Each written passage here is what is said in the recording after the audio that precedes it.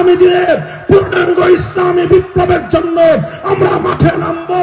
রক্ত দিতে হলে রক্ত দিব, জীবন দিতে হলে জীবন দিব। 2000 নয়, 2 লক্ষ নয়, 2 কোটি মধ্যে মুজাহিদ শহীদি ঈদগাহে যদি জমায়েত হতে হয়, আল্লাহর জমিনে কোরআনের রাজ কায়েম করবার জন্য 2 কোটি যুবক রক্ত দিতে প্রস্তুত থাকতে হবে।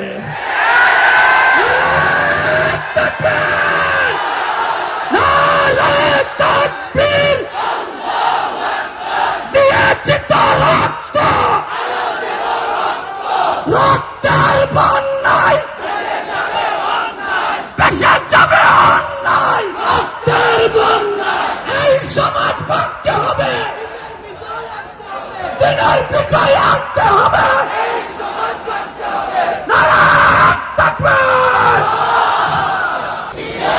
তবে আমরা একটা কথা বলি, শুধু এইভাবে হুঙ্কার দিয়ে, শুধু এইভাবে বড় বড় কথা বলে ভারতীয় আধিপত্যবাদকে বাংলাদেশ থেকে মোকাবেলা করা যাবে না।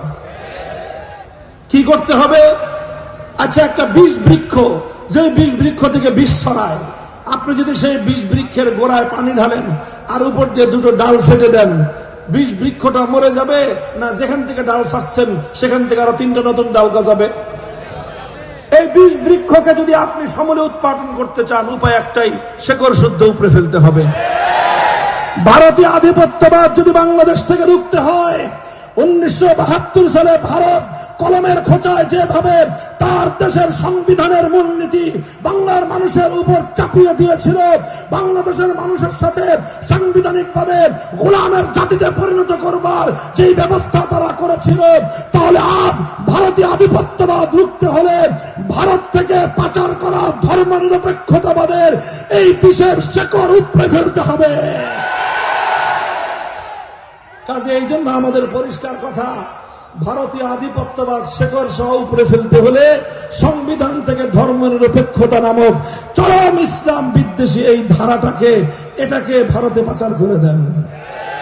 অনেক কিছু তো নিছে ভারত, বাংলাদেশের সাবেক প্রধানমন্ত্রী নিছে, পুরা মন্ত্রী পরিষদ নিছে, শত শত এমপি নিছে, হাজার হাজার রাজনৈতিক নেতা কর্মী নিছে। আর এতদিন পর্যন্ত বাংলাদেশের সমস্ত টাকা পয়সা তো লুট করছেই। এত কিছু করছে, দয়া করে 72-এর সংবিধানটাও নিয়ে যাও। কথা বলেন ঠিক না বেঠিক? এটা হলো 1 নম্বর কথা। 2 নম্বর কথা হলো, এই যে কথা বললাম, ইসলাম বিরোধী, ইসলাম বিদ্বেষী ধর্মনিরপেক্ষ সংবিধান বাংলাদেশে কার্যকর থাকার কারণে এদেশে পরিপূর্ণ ইসলাম কেউ পালন করতে পারি না আমরা। কারণ যেটাই আমরা করতে যাই সংবিধানের আলোকে করবার কারণে, সংবিধানের অধীনে থাকবার কারণে, ইচ্ছায় হোক অনিচ্ছায় হোক, বাধ্যতামূলক ভাবে হোক, অনেক কুফরি কাজের সাথে, অনেক শরীয়ত বিরোধী কার্যকলাপের সাথে এই দেশের প্রত্যেকটি নাগরিককে কোনো না কোনো ভাবে জড়িত হতে হয়। এই জন্য আজ বাংলাদেশের যে ইস্যু এখন সংবিধান সংস্কার, কি ইস্যু? কি ইস্যু? সংবিধান সংস্কার ইস্যুতে আমাদের বাংলাদেশের আলেম সমাজের পক্ষ থেকে, সকল তৌহিদি জনতার পক্ষ থেকে, যারা একত্ববাদী ইমানদার মুসলিম, যারা সত্যিকার ইমানদার, তাদের প্রত্যেকের পক্ষ থেকে আমাদের স্পষ্ট পেগাম হলো, সেই ব্রিটিশ আমল থেকে আমাদের পূর্বপুরুষরা লড়াই করে গিয়েছেন একটা আকাঙ্ক্ষাকে বুকের মধ্যে ধারণ করে, সেটা হলো আমরা এমন একটা দেশ পাবো যেই দেশের সংবিধান হবে আল কোরআন, যেই দেশটা শাসিত হবে আল্লাহর আইনের দ্বারা। আমরা এখন পরিপূর্ণ করতে চাই না, তবে একটা দাবি জানাতে চাই, সেটা সংবিধান সংস্কারের সময় একটা ধারা সংযুক্ত করতে হবে।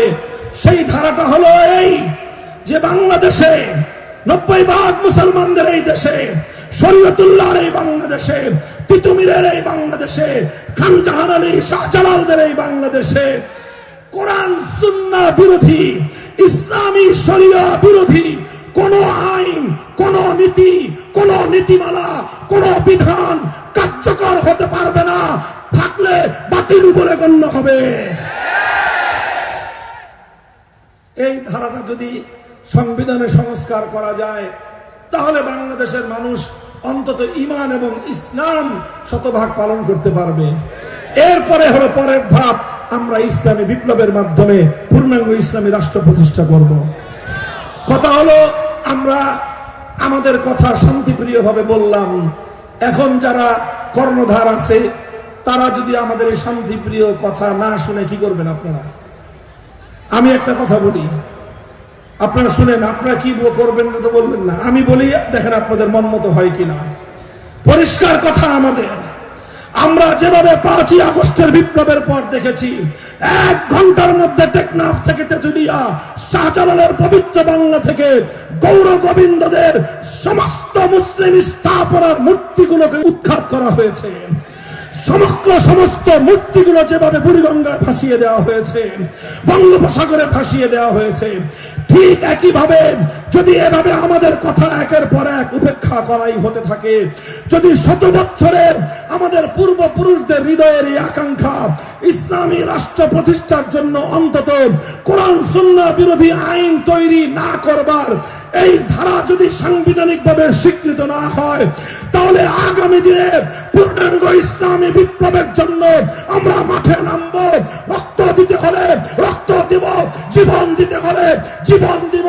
2000 নয়, 2 লক্ষ নয়, 2 কোটি মধ্যে মুজাহিদ শহীদি ঈদগাহে যদি জমায়েত হতে হয়, আল্লাহর জমিনে কোরআনের রাজ কায়েম করবার জন্য 2 কোটি যুবক রক্ত দিতে প্রস্তুত থাকতে হবে।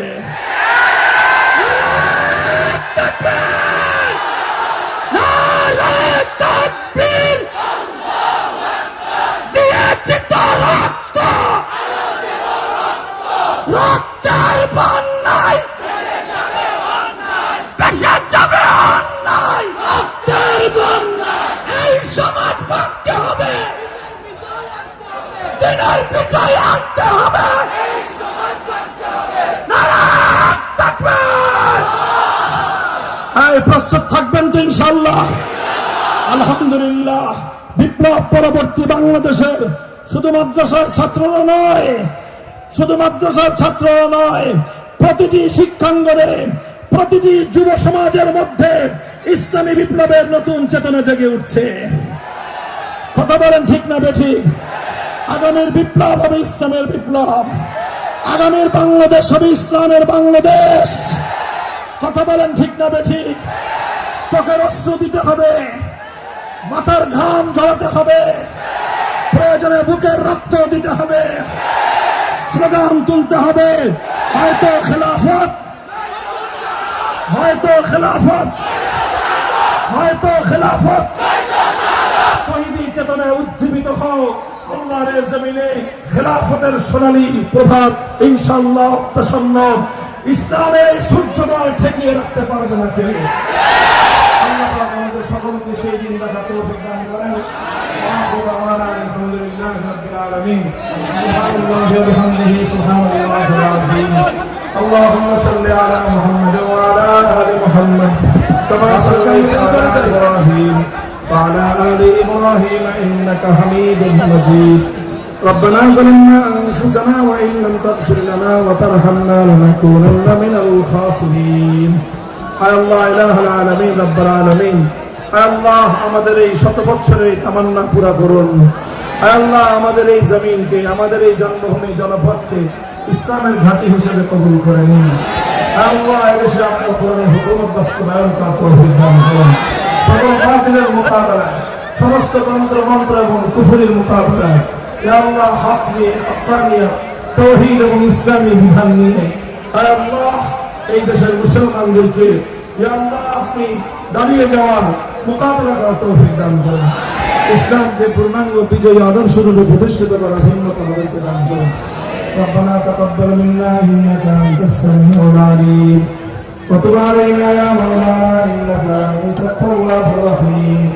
سبحان ربك رب العزة عما يصفون وسلام على المرسلين والحمد لله رب العالمين.